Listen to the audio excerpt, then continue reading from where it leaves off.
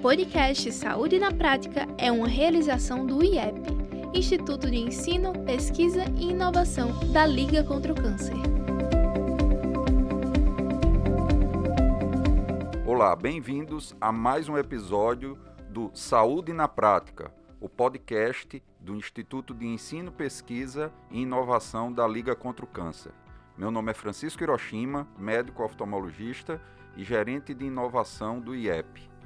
Hoje teremos o prazer de receber aqui o Dr. Edilmar de Moura Santos, diretor do Instituto de Ensino, Pesquisa e Inovação da Liga, médico radio-oncologista da Liga e professor do programa de pós-graduação em biotecnologia da UNP. Seja bem-vindo, Edilmar.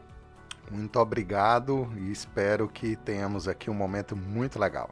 Temos também aqui a grata presença de Tainara de Castro Coutinho, enfermeira do setor de radioterapia da Liga, com capacitação profissional em radioterapia pelo ITR-RN. Seja bem-vinda, Tainara. Obrigada, eu que agradeço o convite para falar um pouco sobre radioterapia, que é um dos temas que eu mais amo.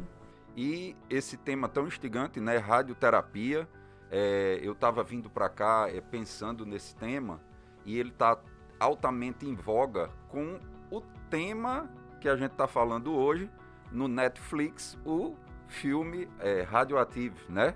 Que fala da história de Marie Curie. Não sei se minha pronúncia está adequada, doutor Edilmar, mas eu queria introduzir o tema justamente querendo saber do doutor Edilmar o que é a radioterapia, qual a história da radioterapia, para que ela surgiu dentro da medicina. A radioterapia é o tratamento que usa radiação ionizante, radiação que interage com a matéria. E como bem lembrado e atual nesse ano de 2021, nós podemos lembrar aqui rapidamente um pouco da história. Lá, né, em 1896, primeiro Röntgen, com suas lâmpadas radioativas, né, uma radioatividade produzida. Depois Becquerel, com um acidente, estudando derivados de urânio, fez com que numa placa fosse marcada uma imagem muito estranha. E em seguida, a senhora Skolonova, conhecida mundialmente como Marie Curie, porque casou-se com o também cientista Pierre Curie, e ambos desenvolveram estudos e conseguiram isolar, descobrir dois novos elementos. O polônio, que recebeu esse nome em homenagem ao país de origem de Marie, e o outro, o rádio, um elemento extremamente radioativo, 2 milhões de vezes mais radioativo do que o urânio, e esses dois elementos levaram a essa mulher ser merecedora, né, de 2 prêmios Nobel, um em física e outro em química. Até hoje, a única mulher da humanidade com 2 premiações em áreas distintas da ciência. Legal. Agora eu queria perguntar a Tainara justamente quais são as principais dúvidas com relação a esse tema por parte dos pacientes. O que é mito, o que é verdade, quais são as angústias que eles chegam no consultório com os medos, achando que a radioterapia vai causar algum efeito adverso. Quais são os principais, Tainara? Muita gente ainda tem dúvidas, doutor Hiroshima, pois a radioterapia é um tratamento oncológico cercado de estigmas. Muitos pacientes iniciam a radioterapia assombrados por mitos e histórias de ouvir dizer. E é essa preocupação frequente que nós temos no consultório. E é nesse momento que tentamos quebrar esse estigma e informar o paciente que a radioterapia ela só vai provocar uma reação naquela área que está sendo tratada, certo? Muitas perguntas que chegam até a gente é com a radioterapia. O meu cabelo vai cair? Essa é uma preocupação frequente, porque durante a quimioterapia acontece aquela alopécia, né, que é um fator do próprio quimioterápico. Lembrando que nem são todos os quimioterápicos que provocam essa queda do cabelo. E o paciente tem essa preocupação se na radioterapia o cabelo dele vai cair. Mas o cabelo só vai cair se ele estiver no campo de radiação, tá? Vamos supor uma paciente que está tratando mama. O seu campo de radiação não está na cabeça, é ali na mama. Mas se essa paciente que está tratando a mama pega um pouquinho desse campo na axila, ela vai perder o pelo da axila. Um paciente que está tratando a face e pescoço, ele vai perder o pelo da barba, né? E já o paciente que está tratando o sistema nervoso central, aí sim ele pode perder o cabelo, né? O cabelo da cabeça. Mas nem sempre é todo aquele cabelo, sim algumas regiões do couro cabeludo. E essa perca nós chamamos de epilação, que na quimioterapia já é alopécia, né? Uma outra pergunta bem comum que nós temos é a radioterapia queima, né? Os pacientes chegam no consultório achando que vai entrar naquela máquina e vai vir um laser e vai sair queimando ali a pele do paciente, né? Eles dizem, eu vim fazer uma sessão de queimagem. E a radioterapia, ela não queima. A radioterapia, ela não age por calor. No momento do tratamento, né? É indolor. É igual fazer um raio-x. A radioterapia, ela provoca um efeito inflamatório na pele ou no órgão que está sendo tratado. E quando o órgão, eles são superficiais, como no caso de uma mama e de um cabeça e pescoço, ele atinge a pele do paciente. E como tudo que inflama fica vermelho, eles associam aquela pele vermelha a uma queimadura. Já no caso de uma próstata ou regiões do abdômen, que os órgãos são mais internos, esses efeitos são incomuns de acontecer, esses efeitos de pele, né? Só que essa inflamação na pele que acontece durante o tratamento é o que chamamos de radiodermite, né? Ela pode ser prevenida e pode ser tratada. E nas consultas, nós orientamos todos os cuidados que o paciente precisa ter com essa pele durante todo o tratamento, certo? E outra pergunta bem comum que chega até no consultório: eu posso abraçar o meu neto, né? Os pacientes acham que podem ficar radioativos durante o tratamento. E a radioterapia externa, ela não deixa nenhum tipo de radiação remanescente. E os pacientes podem ficar tranquilos, porque a sua família, os seus amigos, os seus colegas de trabalho não estarão expostos a nenhum tipo de radiação. Muito interessante isso aí. Então, para quem está nos escutando, é muito importante firmar isso, ou seja, a radioterapia não dói, não queima e também você não fica irradiando a radiação que você recebeu, né?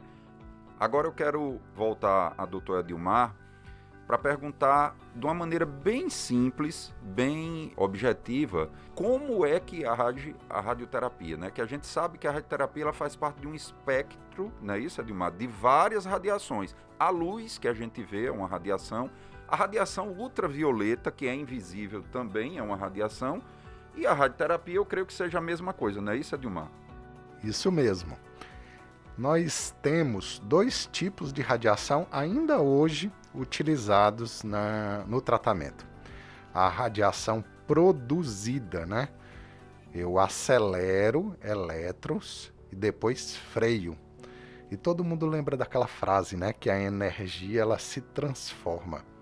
E essa transformação da energia cinética, né? Da velocidade do elétron, se transforma em um pacote de luz. E esse pacote de luz nós damos o nome de fótons, e isso é o que trata o paciente.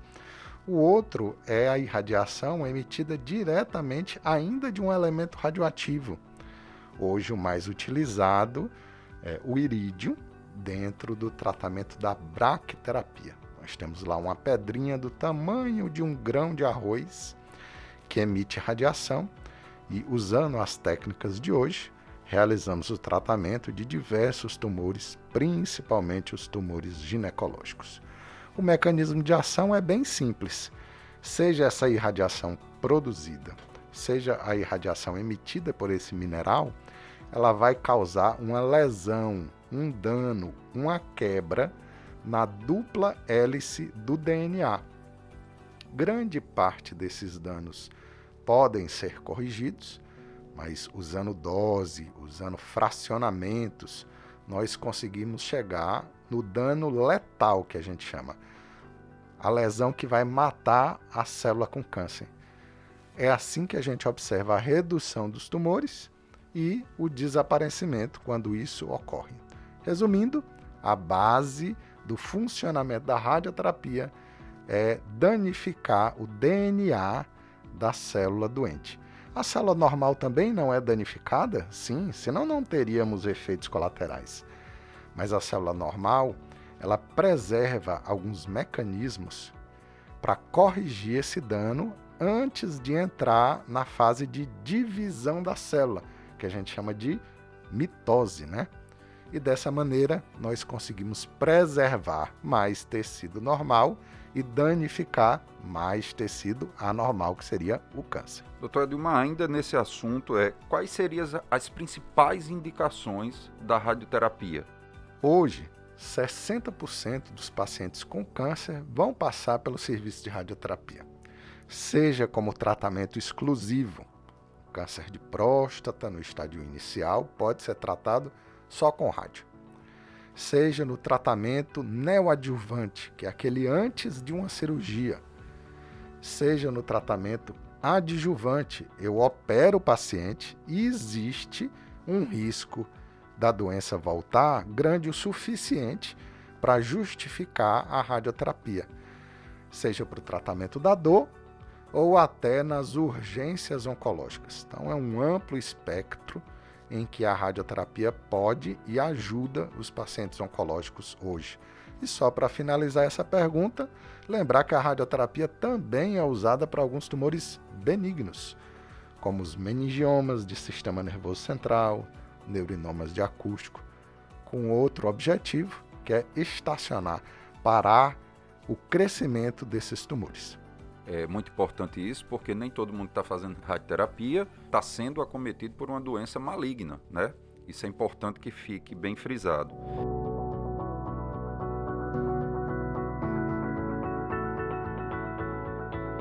E Tainara, eu queria que você também tecesse alguns comentários com relação aos principais cuidados e orientações da enfermagem no paciente que está fazendo o tratamento radioterápico. O que é aquele que tem que se antecipar? Salientamos que as recomendações realizadas nas consultas, nós levamos em conta a individualidade de cada paciente e a especificidade de cada tratamento, né? A diferença nos níveis de reação de paciente para paciente. Existem protocolos em que a quimioterapia é concomitante ao tratamento de rádio. Nesses casos, aumentam a intensidade das reações, aumenta a toxicidade do tratamento, aumentando assim os efeitos colaterais. A enfermagem ela realiza uma consulta no início do tratamento e nós identificamos a necessidade de cada paciente, realizamos as orientações de cuidados para minimizar essas reações e acompanhamos semanalmente durante todo o tratamento.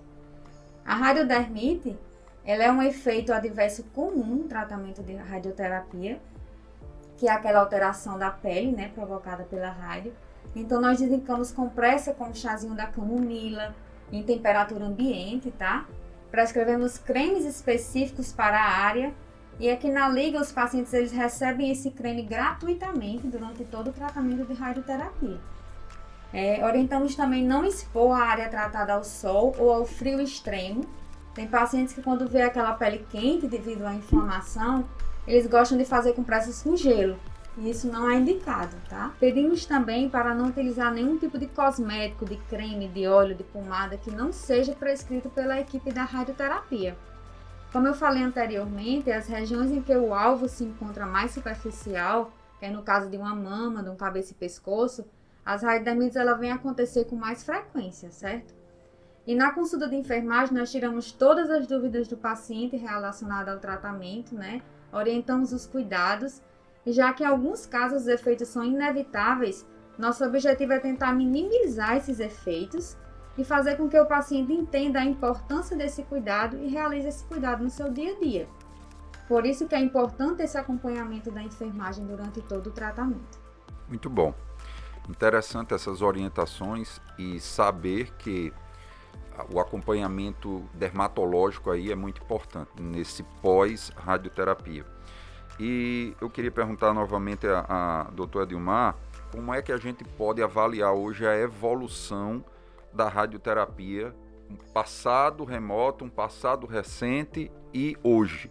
Eu digo isso até porque eu estava falando anteriormente com Tainara, que eu tive a oportunidade de acompanhar um tio em 1995 que estava fazendo tratamento com radioterapia lá na Liga, e hoje, se a gente for e comparar com aquela época, é uma coisa assim que salta aos olhos. Então eu queria que você tecesse alguns comentários dessa evolução que ocorreu na radioterapia. De 1900, lá no início, até 1952, nós só tínhamos emissão de raio-x. O raio-x ele tem baixa energia. Para tratar profundidades, leva a muita lesão tecidual. A dermatite, tão confundida com queimadura, que aqui já posta, né? Em 1952, nós tivemos 2 máquinas de cobalto, um mineral emitindo radiação, instaladas uma no Canadá e outra na Inglaterra. Começamos o tratamento com megavoltagem, alta energia, menor toxicidade. Depois surgiram os aceleradores lineares, essa produção de radioterapia feita dentro de um aparelho, sem nenhum elemento radioativo ali dentro. Esses aparelhos são os que hoje dominam a maior parte da radioterapia do mundo e permitiram o que é o grande objetivo de um tratamento de radioterapia. Primeiro, acertar o alvo. Segundo, acertar o alvo todo dia. Repetir o tratamento da mesma maneira todo dia. Terceiro, poupar ao máximo as estruturas adjacentes, normais, que se eu pudesse não receberiam nenhuma dose, mas que até hoje recebem alguma pela necessidade da irradiação passar por essa matéria. Com isso, as técnicas mais usadas são as técnicas de radioterapia com intensidade modulada, o famoso IMRT. Na Liga contra o Câncer hoje, nós temos aceleradores lineares capazes de fazer o IMRT associado a outra técnica muito importante que facilita essa ação de acertar o alvo, que é a técnica de radioterapia guiada por imagem, uma sigla conhecida como IGRT. Antes de tratar, realizamos uma tomografia e garantimos que o alvo está exatamente na posição correta. A mesa sendo capaz de correções de aproximadamente 1 milímetro. O que é que nós ainda não temos no Brasil? Tudo que nós temos no Brasil, nós temos na Liga contra o Câncer. Existem coisas que nós temos na Liga contra o Câncer, muita coisa que não tem no resto do Brasil. Mas o que é que nós ainda não temos? Os aceleradores de prótons. É uma tecnologia que ainda tem um custo muito alto, hoje estimada na casa de 30 milhões de dólares, mas que vai trazer uma outra grande mudança na radioterapia, que é a possibilidade de transpor a matéria sem necessariamente interagir. Seria aquilo que eu acabei de falar, dar a dose no alvo, poupando realmente ao máximo as estruturas adjacentes, e isso é graças a uma característica dessa partícula, que chega a ser chamada de partícula fantasma em alguns momentos, porque ela passa sem interagir. Mas logo, logo, quem sabe a gente não chega lá. Importante e animador saber que a Liga está, vamos dizer, na vanguarda do que se fala de radioterapia. Tainara, outra coisa que eu queria lhe perguntar é o dia a dia. O que é que você percebe do paciente que chega lá? Os pacientes chegam apreensivos e depois que fazem o tratamento eles veem que não era, vamos dizer assim, aquele bicho que se pintava, e como o Edilmar falou, ele tem que voltar frequentemente para fazer as sessões, e no decorrer do tratamento você percebe que o paciente começa a entender realmente que o tratamento não é aquela coisa que se pintava tanto no início? Exatamente, eles chegam bem apreensivos, né? Como eu falei anteriormente, eles têm um medo da radioterapia. Depois que eles começam a fazer a radioterapia, ele vê que não é aquele bicho de 7 cabeças e ficam bem tranquilos durante o tratamento. Quando termina, eu não acredito, né, que era só isso, né? Então nós temos essa diferença de quando ele antes de chegar no tratamento e depois do tratamento de radioterapia. Então isso eu acredito que já na pré-consulta, antes da radioterapia, vocês já fazem uma assistência de orientação, de como vai ser, de tudo isso que a gente está comentando aqui, não é isso? Isso, exatamente. Na pré-consulta nós tiramos todas as dúvidas, tiramos esses mitos que eles têm na cabeça deles e deixamos o paciente mais tranquilo. Lembrando que lá na Liga nós temos toda uma equipe multidisciplinar, temos psicólogos, fonoaudiólogos, nutricionistas, fisioterapia, odonto, né? Então dá todo esse suporte ao paciente durante todo o tratamento. Muito bom.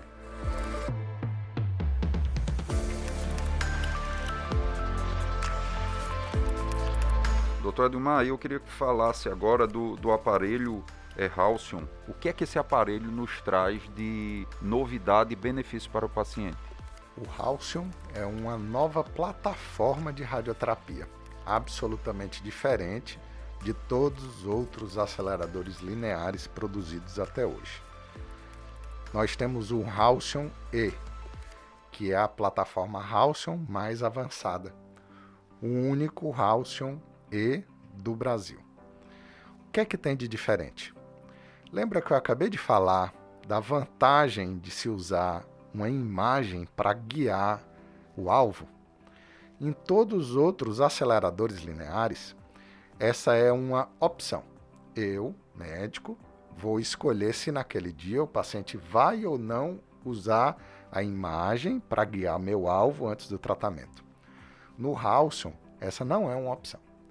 Todos os pacientes, todos os dias, antes de tratar, necessariamente fazem uma imagem tomográfica, fazem a correção de qualquer desvio, demonstram, inclusive, por exemplo, se a bexiga não está tão cheia, se o reto naquele dia está muito cheio, e eu tenho a oportunidade de convocar a nossa enfermagem para ajudar a deixar o paciente mais próximo do que é o estabelecido para o tratamento dele. E isso é uma vantagem imensa do ponto de vista de diminuição de toxicidade e de melhora do controle da doença. Se não fosse por isso só suficiente, temos agregado a velocidade. Uma imagem e depois um tratamento de cabeça e pescoço num acelerador comum leva em torno de 20 a 25 minutos. No Halcyon, todo esse tratamento não vai passar de 8 minutos.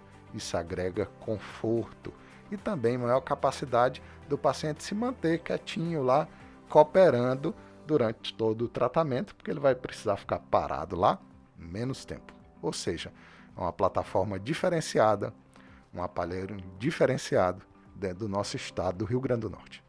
Muito bom. Tainara, eu queria agora fazer uma pergunta que talvez muitas colegas ou pessoas que estão cursando enfermagem estejam fazendo. O que é necessário para uma pessoa do setor de enfermagem adentrar no setor de radioterapia? Hoje o curso de enfermagem, ele tem um currículo que atende a isso ou é necessário você fazer um curso voltado para cuidar de pacientes com radioterapia?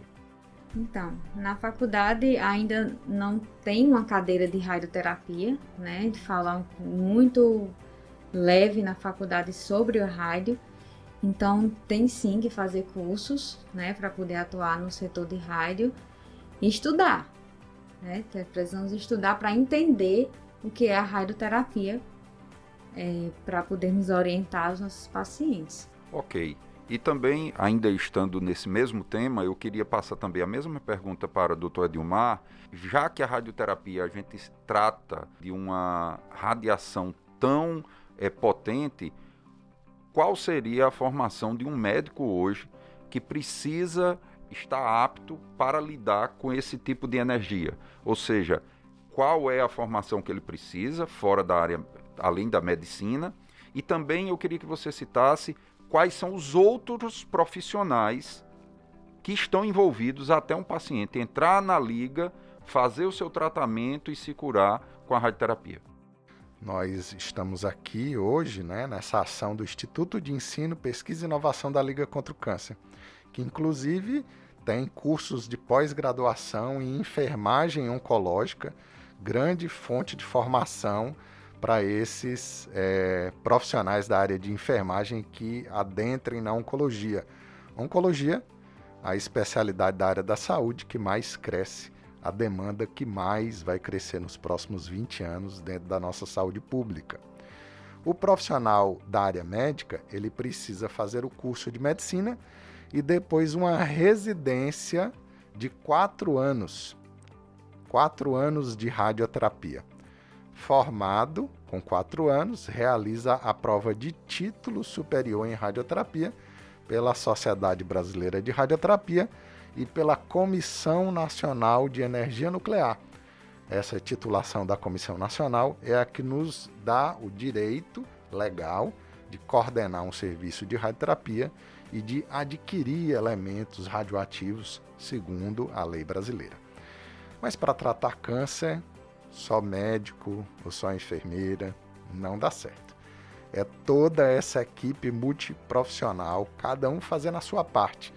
E dentro da área médica, os oncologistas clínicos, todo o painel de cirurgiões oncológicos e cirurgiões específicos das especialidades, como por exemplo os mastologistas e os urologistas, e os demais profissionais que nos ajudam na abordagem. Por exemplo, eu não consigo tratar um paciente com tumor de hipófise se eu não tiver a ajuda de um bom endocrinologista.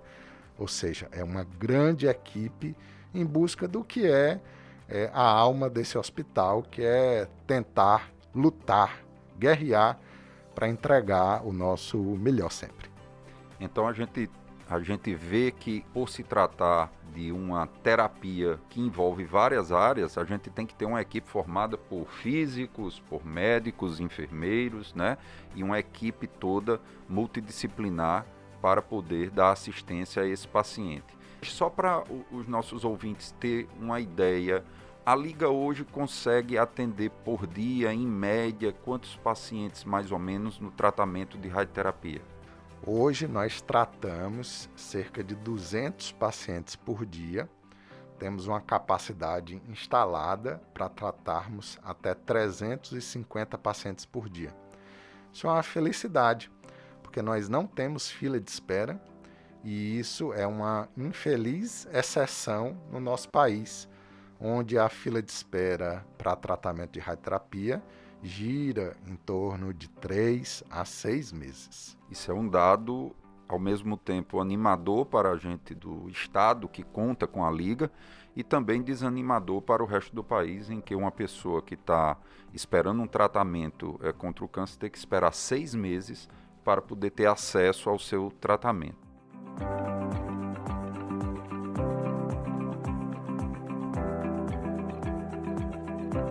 Quero dizer que fiquei muito feliz com esse tema, um tema importantíssimo e que desmistifica muita coisa para o paciente que vai entrar no tratamento de radioterapia.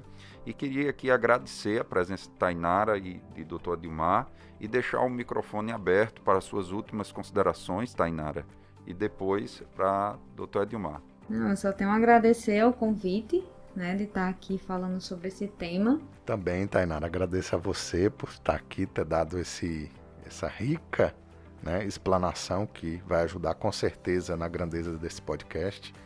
A toda a equipe de apoio aqui representada por Moana também, a quem eu agradeço, e professor Hiroshima, que nos engrandece aí com a sua capacidade de formar esse diálogo tão agradável. Um grande abraço a todos. E a Liga está à disposição de ajudar-nos na luta contra o câncer. Muito obrigado e quero também aqui, mais uma vez, frisar que o Saúde na Prática é um podcast que tem o apoio da Clínica de Psicologia Metacognitiva e da Rádio Saúde. Nos vemos no próximo episódio e até lá.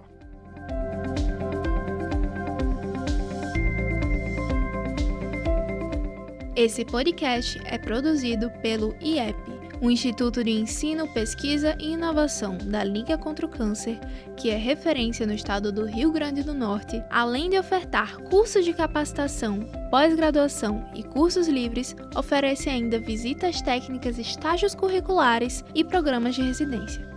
Sem falar na área da pesquisa, formada por uma equipe multidisciplinar dedicada à investigação na área oncológica. temos ainda a inovação, que tem como objetivo fomentar ideias, resolver problemas e impulsionar processos, além de promover a formação e capacitação de novos empreendedores. Para mais informações, acesse o site instituto.ligacontraocâncer.com.br.